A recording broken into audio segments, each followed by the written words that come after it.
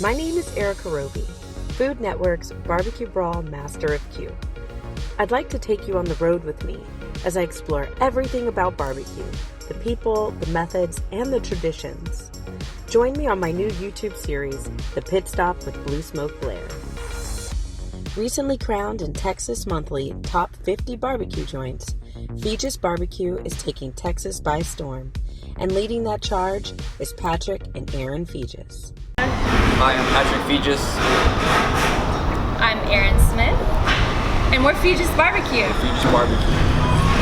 And they are amazing. So let's just start this. Let's set the stage with they are amazing. We're all right. And this is the dynamic duo. So I'm super happy that you guys could even get us in and let us come here. Yeah, Thanks for being here. You're busy. I slid into your DMs. It all worked out. Yeah. So where did barbecue come from in your lives? How did you even get here to this point? That's a really good Patrick question. I mean, it started out, I like to eat barbecue, you know, and we're chefs by trade, so we cook. And so let me cook some barbecue, and I kind of felt like I did a pretty decent job compared to some of the barbecue places I grew up eating. And you grew up in Texas. Yeah, in Sugarland, you know, south of Houston. You know, I started cooking barbecue early 2000s, you know, before in Franklin, and so there wasn't a whole lot in this area to go eat at. Not like now. It's like every corner is like a great barbecue restaurant. So it's kind of teach myself how to do it. And, You did? Yeah, and read a lot of books. Peace, Love, and Barbecue was the first. I stole that book from the culinary school library and never returned it. You know what? That's the gift they could give you. But I overpaid for that school anyway. Exactly. You did pay for it. You just didn't my directly tuition pay paid for it. for it. What culinary school did you go to? So Texas Culinary Academy, La Cordon Bleu. Ooh, okay. Yeah. In Austin. In Austin, back in 2006. Wow. And that's really when the barbecue bug hit, because like been here in Central Texas, eating Central Texas barbecue, some of these old school Salt Lick, Wrights, Blacks, and that's kind of when I woke up and like, oh wow, there was really good barbecue out here. So wait, when you went to culinary school, barbecue was not on the radar. No. Wow. No, I mean I had been cooking at home a little bit because you know staying up late, drinking beer, playing with the fire. Get some barbecue. Yeah, you know, something to do and have fun with your friends. But yeah, it was when I was in Austin is when I kind of realized like Houston had, you know, there's good company and there's some of the older places that aren't around anymore, but it's different. It was more, there's like East Texas barbecue and Central Texas, which is what everyone knows as Texas barbecue now. Okay. And so I had never really experienced that, so I moved to Austin. Whoa. And it's kind of like I said, it kind of woke me up. So were you feeling like, I'm in culinary school now, but I just want to barbecue? Like, Yeah. what do I do? Oops. Yeah, well, I mean, I kind of laid out my plan then and kind of followed it a little bit, but we had to write a business plan in one of the classes, and I wrote a business plan for a barbecue restaurant. Whoa. So that was always my goal. We never used that business plan. Yeah, I don't even know where it is.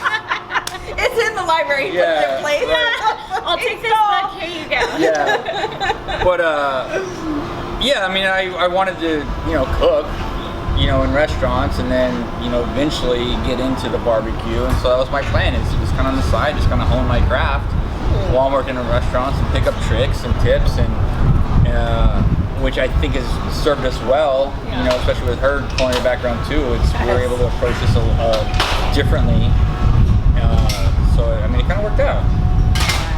So then when do you start in restaurants and you're just like doing the restaurant thing, and then finally you just like skip it? No, I'm going out on my own. I'm gonna do my own thing. Or what was that moment where you made the decision to make the leap of faith? Kind of did. I was doing both for a little bit. Ooh, okay. Working at a restaurant, I kept talking about how good my barbecue was. Quit talking about it, be about it. Why don't you go do something? Okay. Put some hair on your chest. Yeah. So. That chef was Chris Shepherd. Yeah. Wow. Okay. Yeah. But so as I started on the weekends, on my days off, I would cook barbecue. So like I'd run service all week, and then Saturday night I'd rush out of there, go home, get the smoker going, cook barbecue all night, and then Sunday serve at one of the local bars or breweries or something, and then sleep for like 24 hours after that. Just crash. He had like a roster of people that could help him, like, hey, I'm not gonna get home from work until 11, but I need to get the fire going. So he had like his brother, who was an Eagle Scout, do it one time, and he almost started the whole house on fire. Those Eagle Scouts. And I'm like, how is that possible? I come home and there were flames shooting out of the chimney. No. It was good. It wasn't getting hot enough. I kept adding wood, and it wouldn't light, so I just opened, and then it started getting too hot, so I opened the door to let the heat out. No. Right? And all the oxygen. I mean, it's so then, like right after we started. That was around the time we started dating. Oh no. And I was working too, but I was gonna get home before him. And I said, well, I can start the fire. And he like didn't trust me. He was just like, okay. And he ran through like the how-tos of starting a fire. Hey, little lady, let me show you how I to just start a remember fire. like he came home and I was just like, perfect fire, done. Drop the tongs. Yes, good. I'm done. I'm going to bed. You can stay up all night. And you better have my brisket ready in the morning. So that brings me to a question: how did this come about? Because this is a powerhouse. How did this happen? Tell that story. Well, I started working for a company same company that owned Underbelly, where Patrick was working, and we were opening a coffee shop, and Patrick was coming in regularly, so I just assumed he was a coffee guy. You know, he'd show up every day, sometimes twice a day. He's like, I don't even like I coffee. didn't drink coffee before they hired her. I knew it. And yeah, I mean, that's what he says, is that he was like, I was not a coffee guy. And I'm like, oh, you really fooled us. You were there all the time. But we just started hanging out, and we were kind of working together in a sort of informal capacity. We weren't like directly working together, but we were in the same space a lot. And you asked me out. I actually said yes, and then like 15 minutes before I was supposed to meet him, I was like, I'm really tired. I'm just gonna go to bed. No. He's like, oh, can I come over now? Yeah. And no, he was not. He didn't have that much swagger. He was just like, okay. But he did ask me out again. So, and that time you would ask me. She had to do a competition cooking. Oh no. I Like, forgot about that. It was called Go Big or Go Home. Ooh, And it was in the parking lot at Cotto Robata. And they used to do this like annually. They haven't done it in a few years. It was probably the first time you ever did a whole hog. But calling it a hog is, it was Suckling like pig. it was a suckling They pig. give you suckling pigs, and Yeah. you actually did with it. But I remember, I remember they asked me to do it, the organizers, and I was like, I don't have a smoker, and I don't know anything about smoking. What am I gonna do? Suckling pig. So he'd asked me out already, and I knew he had a smoker, so I called him and I was like, hey, do you want to be my sous chef for this event? I do want to go out with you. Use me for my smoker. Yes. So we hung out pretty much from like 6 a.m. Like we met at the Great restaurant. first date. Remember this next time I want to buy a new smoker, and she says no. You owe me. You owe me. The one smoker you needed was the one that got us together That got in you life, together. right? I was just about to say that. I'm like, sounds like Touche. Yeah, your first and date was over a smoker. it really was all We day. ended up drinking beers in the We bed were of my drinking- truck yeah. until like 2 a.m. that day. We were together that day from 6 a.m. we got together, or like 6:30 to start cooking the pig, because neither of us really knew how long it was gonna take. And then the event went on till like 11 p.m. Oh, whoa. And then we sat in the back of his truck, in the bed of his truck, drinking beers until 4 a.m. And then he asked me out, like, at the end of the night, he was like, so I know you already blew me off, but I feel like I'm getting a vibe from you. Like, you might say yes this time. And so,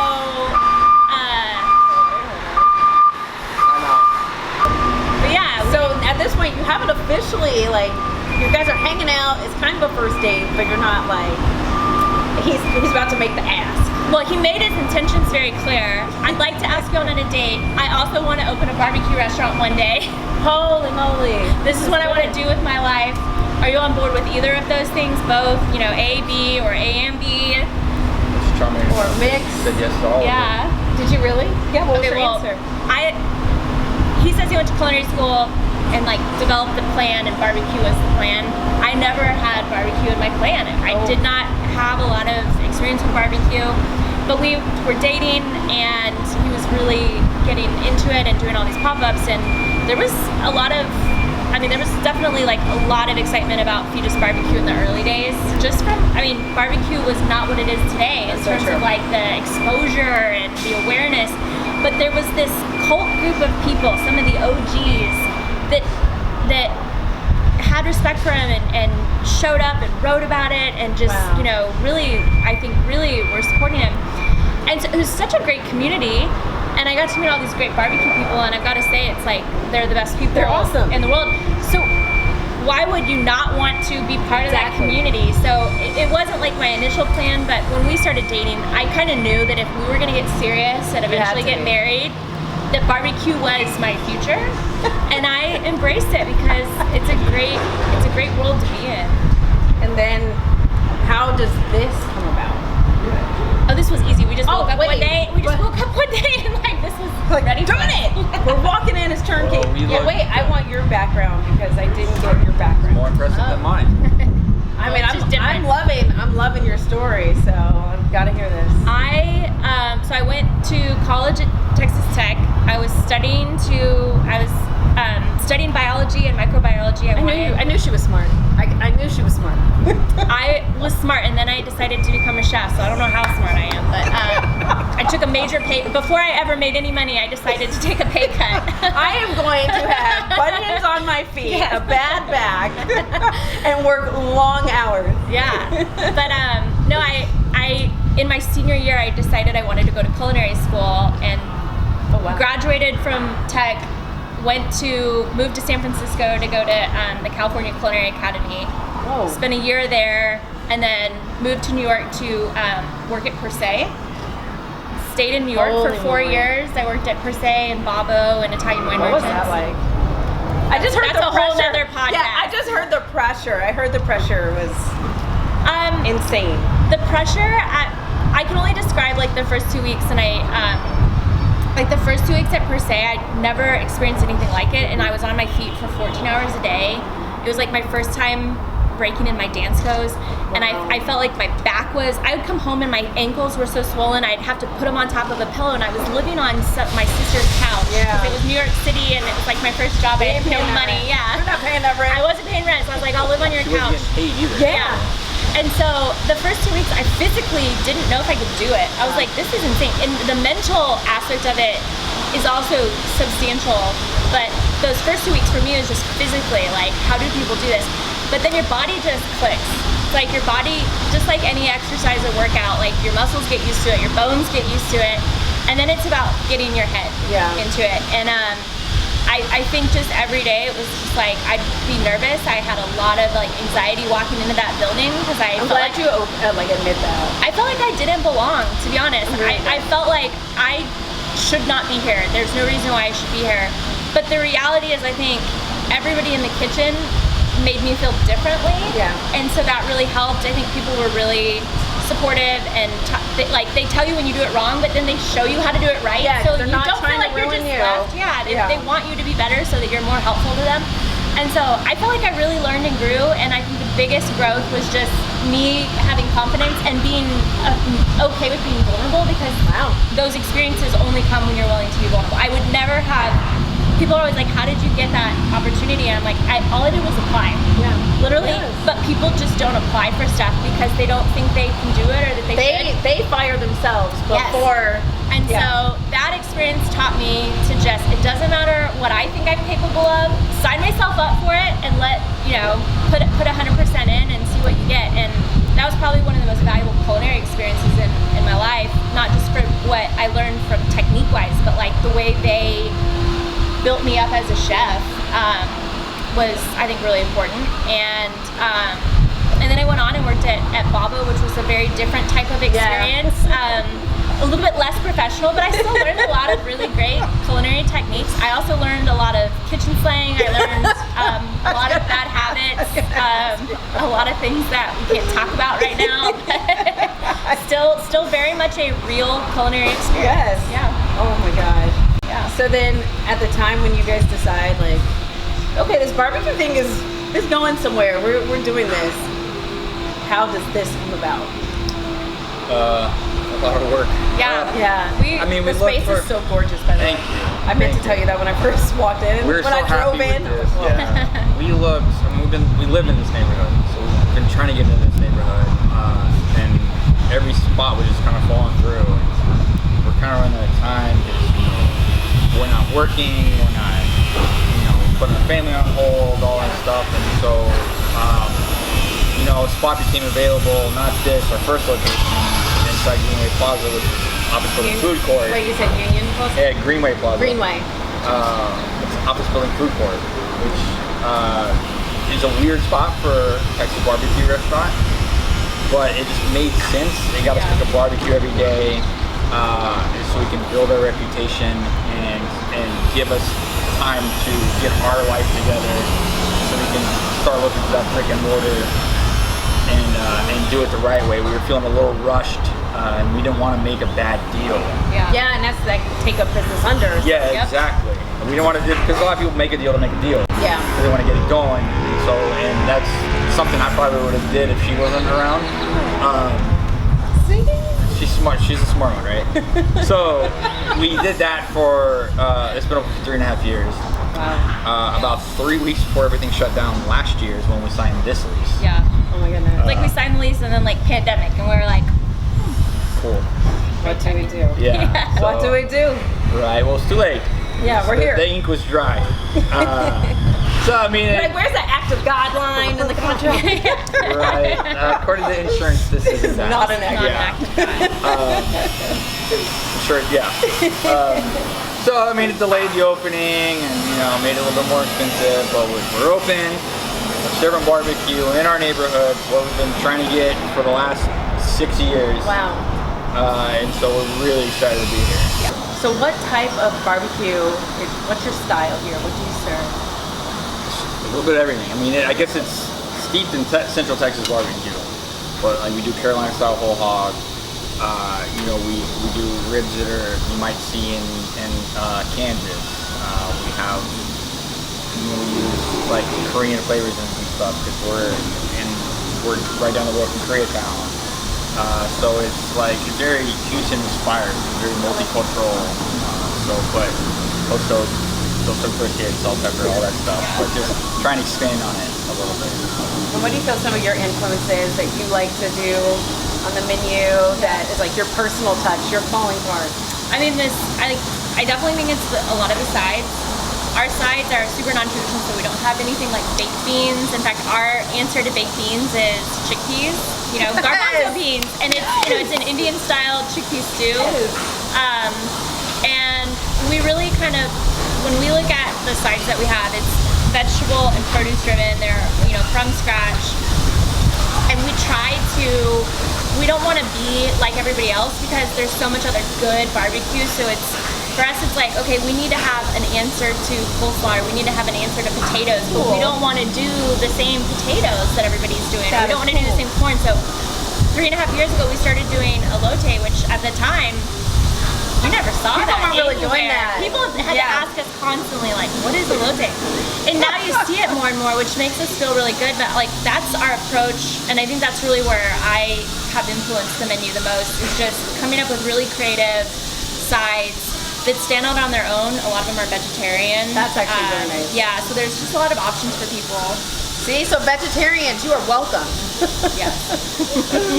Do you guys do any types of specialty items that are like limited on the menu or come in seasonally? Anything like that? We try and keep the sides seasonal. Yeah. Hotter months, more colder sides. Macaroni salad during summer, mac and cheese during the winter. Oh, that's cool. We're getting into the cold months. I'm excited about soups and gumbos and pot pie and all that And stuff. when we say cold months, what do we mean by cold months down here? Ohio girl here. Right. Just wondering. It'll get into the 70s. 70s. Oh, you guys. No humidity. The occasional, week-long It'll below chill. freezing freeze that we get. Oh my gosh. Yeah. And what are you guys hoping that the future holds for Feges and for both of y'all? I mean, we want to have, I don't know that we really want to expand and get bigger. I think we just want to have a restaurant that we're really proud of. And for us, I think it's all about community. Like we chose Spring Branch. We want to be part of this community. We want to be part of the barbecue community. And I think it's really important to us to just be a positive, Neighborhood restaurant with staying power. a neighborhood restaurant with staying power, but like a positive addition to the neighborhood. I like that. I actually like that a lot. And the fact that you guys fought so hard to be here, Yeah. it's like you ain't going nowhere. Right. Yeah. And then, let's say 50 years from now, what do you want your legacy to be? What do you want people to say about your restaurant, about you all? What would you guys like? Innovators. I feel like Not just following, like constant pushing. I mean, finding something great and doing it great is great. Aaron Franklin. Like it's hard to beat Aaron Franklin. Yeah. Right, but like I did almost dig through his trash can one time. I was very tempted. I was close, but I thought there was somebody looking at me, so I didn't do it. That's Aaron Franklin. We don't like to sit still, so we're constantly trying to push and change things and make what we do better. Yeah. And so if we can be known for that, then taking us into the next step of what is Texas barbecue. That's what we love. I like that. And then having, just having a family that is doing this. You guys are a team, and you're doing this together, and everything is a united front, and you guys are soldiers in this together, and that means a lot. Because usually, it's one person wanted it more than the other, but both of you guys just have so much passion for it, and that's evident. So I think that's badass. Thank you. That feels good to hear. Honestly, I hope in 50 years, Wyatt's running this place, and I'm just sitting in the smoke In a chair! collecting the Yelling check. at Wyatt. Tell him what to do, collecting the Where's check. that butcher paper? I think that's awesome. And then anything you guys want to say, you can say. Come eat at Feges BBQ. Yeah. Please do. Hi, Mom. Thanks for joining me on the Pit Stop with Blue Smoke Blaire. Please make sure to like and subscribe, and you can always follow me at Blue Smoke Blaire on Instagram. Special thank you to the Smoke Sheet for making these videos possible. Make sure you join their barbecue newsletter at www.barbecuenewsletter.com. And thank you to On3 Media for producing this video. You can find them and more videos like this one at www.on3media.co.